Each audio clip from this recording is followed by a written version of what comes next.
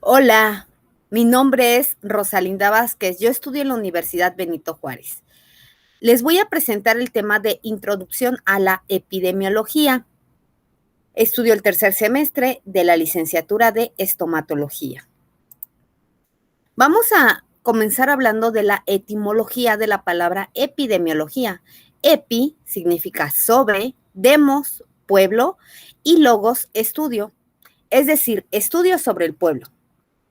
La epidemiología es la ciencia que tiene como propósito describir y explicar la dinámica de la salud poblacional, identificar los elementos que la componen y comprender las fuerzas que la gobiernan, a fin de desarrollar acciones tendientes a conservar y promover la salud de la población.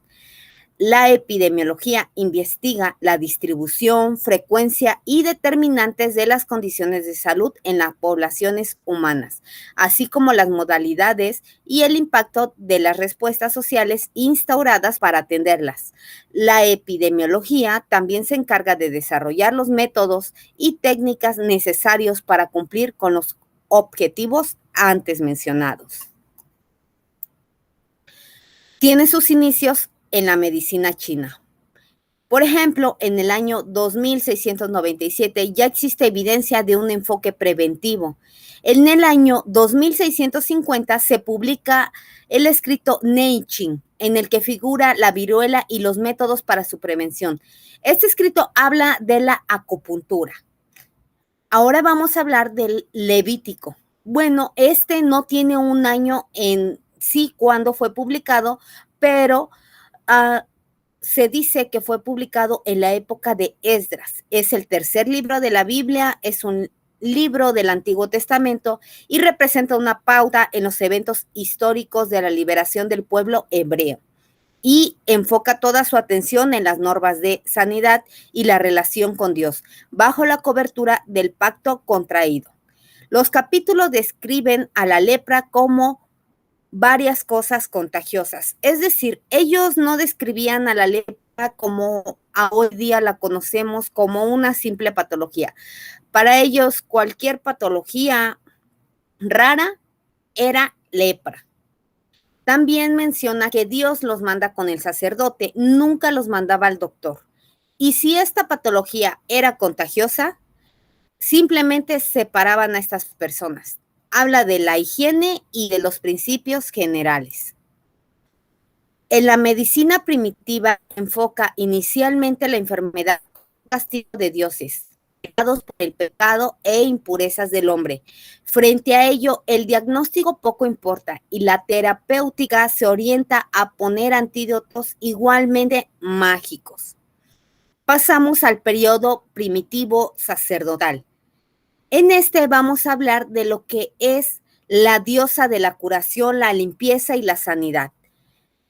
Ella se llama Higiea y su nombre es derivado del término higiene. A esta diosa habitualmente se la representaba como una mujer joven que alimenta a una serpiente enroscada en torno a su cuerpo. Esta divinidad se asoció con la prevención de la enfermedad y la continuación de la buena salud.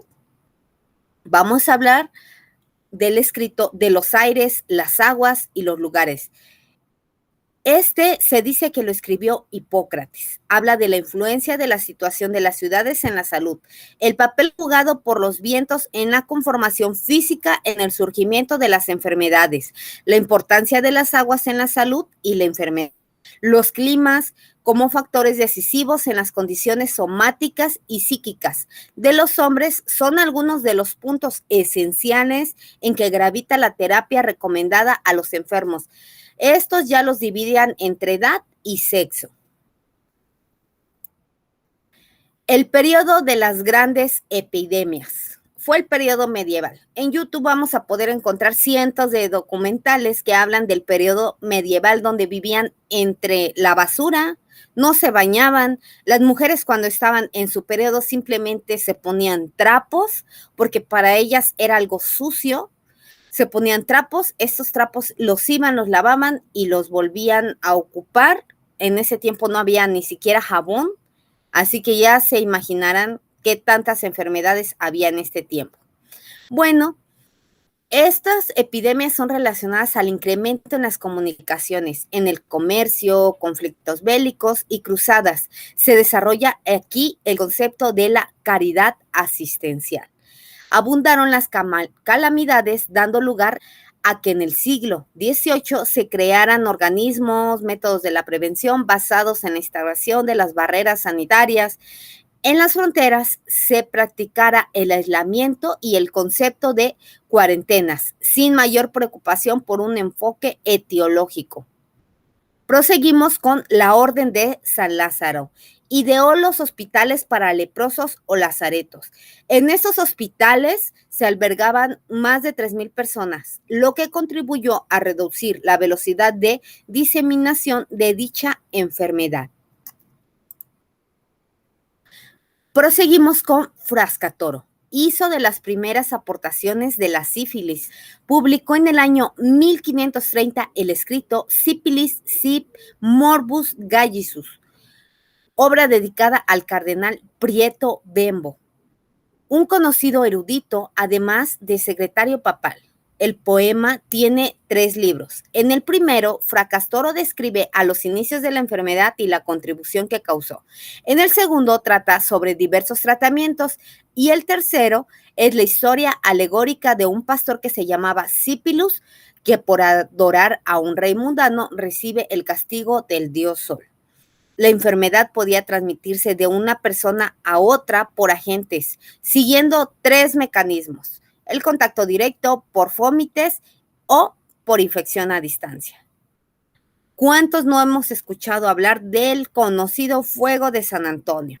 Bueno, pues durante la Edad Media acudían en peregrinación a Compostela muchísimos habitantes del norte y el centro de Europa, atacados por el llamado fuego de San Antonio o fiebre de San Antonio, también conocida como fuego del infierno.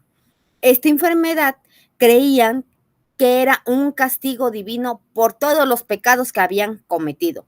Provocaba alucinaciones, convulsiones, fuertes dolores abdominales y sobre todo quemazón muy fuerte que terminaba casi siempre en gangrena.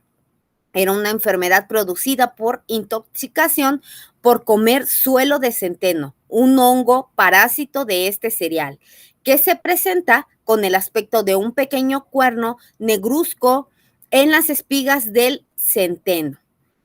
Y se le conoce fuego de San Antonio porque los enfermos siempre se encomendaban a San Antonio Abad.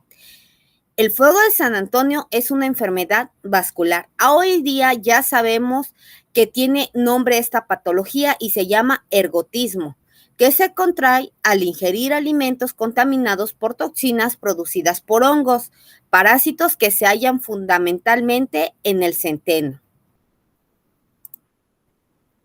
Ahora vamos a hablar del sudor inglés. Este también tuvo parte que contribuir dentro de esta investigación, sin embargo, no se sabe mucho. La etiología nunca se conoció, apareció en 1845 en Gales y Londres. Provocaba una brusca muerte en medio de fiebre alta, calofríos, vértigo, cuello. Tal enfermedad desapareció con la misma velocidad que surgió. Es lo único que se sabe de esta enfermedad, pero sí se sabe que existió. Ahora vamos a hablar de la patología más desastrosa del mundo, la peste bubónica o peste negra. A mediados del siglo XIV, entre 1346 y 1347, estalló la mayor epidemia de peste de la historia de Europa. Un huésped inesperado, desconocido, fatal, del cual se ignoraba tanto su origen como su terapia. Por otro lado, afectaba a todos sin distinguir, apenas entre pobres, ricos, y la mitad de la población mundial sucumbió. Es decir, que la mitad de todo el mundo ya había muerto por esta enfermedad. El origen de la peste era la bacteria Yersinia pestis, que afectaba a las ratas negras y a otros roedores, y se transmitía a través de los parásitos que vivían en estos asquerosos animales, en especial las pulgas, las cuales inoculaban en el bacilo a los humanos con su picadura. Se trataba de una zoonosis, es decir, esta enfermedad se transmite de los animales a los humanos. Pese a que se conoce el bacilo causante, dio todavía el lujo de volver a aparecer en el siglo XIX, incluso hasta nuestros días ha vuelto a aparecer la famosa peste negra. ¿Cómo dio inicio la cuarentena?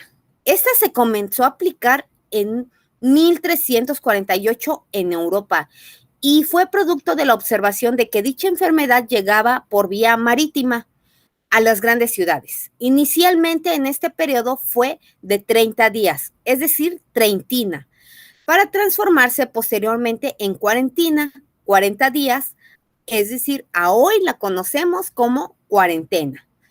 Cifra atribuible por algunos ayunos que Moisés y Jesús hicieron en el desierto, o por la duración del llamado periodo crítico de Hipócrates. La teoría miasmática, más efluvios, emanaciones, gases o malos olores que generan los pantanos de las aguas estancadas y putrefactas son los causantes de las epidemias. Miasma, emanación maloliente que se desprende de cuerpos enfermos o muertos, materias corruptas o aguas estancadas causantes de epidemias e infecciones. Muchas gracias. Esta fue mi presentación. Espero les haya gustado